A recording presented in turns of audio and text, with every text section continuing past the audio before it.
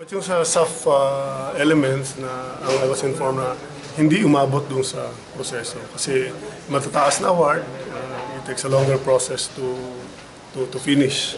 Hindi katulad nung bibigyan lang natin ng plaque na doon lang sa committee ni J.R. Constantino. So doon yun ang actual na award. Kasi doon sa parameter para mabigyan ka ng particular award, kailangan may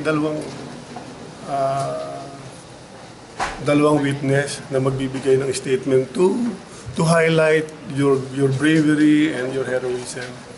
Hindi na-recognize nung gumawa ng mga regulasyon eh. Paano kung lahatin na, di ba? So yun yung it's an Applecom circular. Doon bumunggo yung usapin doon sa.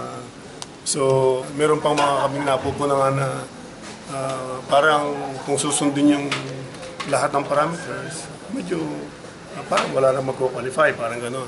I will work, kung hindi kakayanin ng NHQ, I will bring it sa Applecom para ma-expedite yung mga proseso. That is, siguro, that is the least I could do to the widows and orphans of this effort.